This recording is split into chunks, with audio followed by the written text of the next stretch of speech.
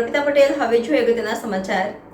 વડોદરા મહાનગરપાલિકાની વડી કચેરી ખાતે આજે મળેલી સામાન્ય સભામાં ગુજરાત હાઉસિંગ બોર્ડના ભયજનક મકાનોને આપવામાં આવેલી નોટિસો અંગેનો વિષય ચર્ચાઓ હતો।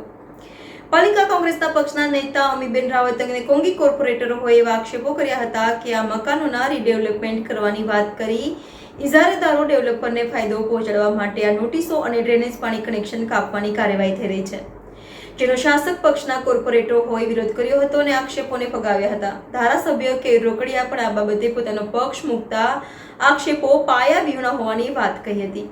રિપોર્ટર આશીષ નેહતી, NN ન્યૂઝ, વડોદરા। દર્શક મિત્રો, તમારી આસપાસ બની રહેલી અવનવી ઘટનાઓ વિશે જાણવા માટે NN ન્યૂઝને લાઇક કરો, શેર કરો, સબસ્ક્રાઇબ કરો અને બેલ આઇકન પ્રેસ કરો, જેથી આપને નોટિફિકેશન્સ મળતી રહે।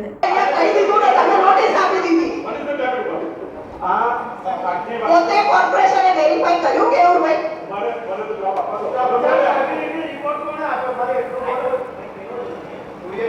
કોઈ સ્ટ્રક્ચર સ્ટેબિલિટી રિપોર્ટ નથી કર્યો। અડધા કાઉન્સિલર્સ કહે છે કે મકાન 40-50 મકાન સિવાય 1200 માંથી બધા મકાન સારા હોય તો બધાને ડિમોલિશન નોટિસ કેવી રીતે આપી કોર્પોરેશને? હવે તો તમે નોટિસ આપી હોય તો કમિશનર શ્રી પાસે પહેલા એમના સ્ટ્રક્ચર સ્ટેબિલિટીના રિપોર્ટ માંગો। ખોટી નોટિસ આપી હોય તો કમિશનર શ્રી સામે બી તમે પગલાં લો। કેવી રીતના આપી?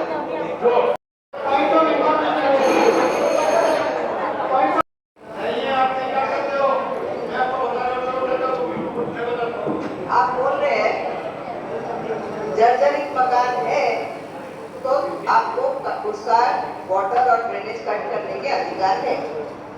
कॉर्पोरेशन ने इन हाउसेस को जर्जरित का नोटिस दिया।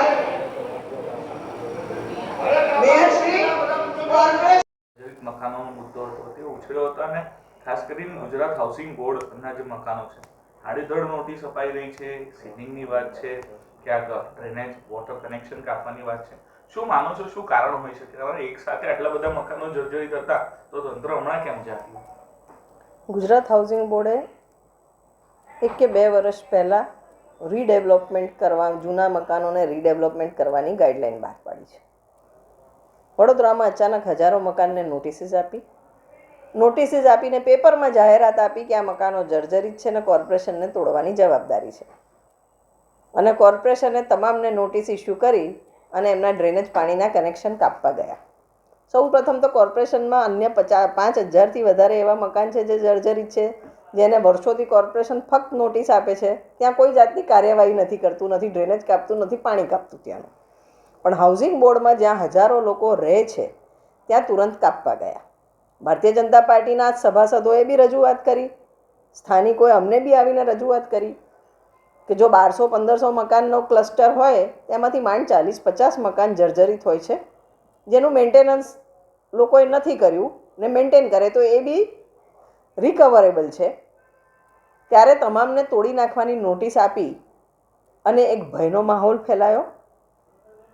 ચોક્કસપણે રીડેવલપમેન્ટ માટે કોઈ ઇજારદારોને બેનિફિટ કરવા માટે આખું એક ષડયંત્ર થયું હોય એવું પ્રતીત થાય છે, કારણ કે પહેલાં નોટિસીસ આપી દેવાની, ગટર પાણી કાપી દેવાનું એટલે ઓટોમેટિકો લોકો રીડેવલપમેન્ટ માટે એગ્રી થાય, લોકો લાચાર થઈ જાય, બેસહારા થઈ જાય। ઇનડાયરેક્ટલી ઇટ્સ અ બ્લેકમેલિંગ કે તમે રીડેવલપમેન્ટ માટે એગ્રી થાઓ, કારણ કે ઘણા બધા લોકો એમાં 5-10 લાખ રૂપિયાનો ખર્ચો કરેલો છે હાઉસિંગ બોર્ડના મકાનમાં, ઇન્ટિરિયર્સ કરેલું છે, સડનલી બધું તોડી નાખવાનું તો લોકો જાય ક્યાં? ભયથી લોકો રીડેવલપમેન્ટ માટે એગ્રી થાય। સાથે સાથે હું નાગરિકોને એ બી કહેવા માગું છું, જે પાસના પ્રધાનમંત્રી આવાસ યોજનાના રીડેવલપમેન્ટના મોડલ છે એના પર બી ગૌર કરો।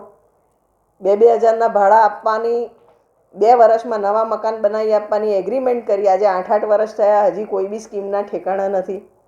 જમીનો ક્લિયર નહોતી થઈ, એ પહેલાં ઇજારા આપી દીધા, બિલ્ડરોને કરોડોના ફાયદા, કરોડોની જમીન એમને મળી ગઈ, જે જમીનોના ઓલરેડી એ લોકોએ સોદા સુદ્ધા કરી દીધા છે, પણ હજી કોઈ બી સ્કીમ પૂરી થાય એવી એને એન્ડ નથી દેખાઈ રહ્યો। ત્યારે ફરીથી PPP ધોરણે લોકોને આ રીતે ડિમોલિશ કરીને બેઘર કરવાનું જે ષડયંત્ર છે, કોઈ ડેવલપરને ફેવર કરવાનું ષડયંત્ર છે, એનો અમે આજે સભામાં વિરોધ કર્યો છે।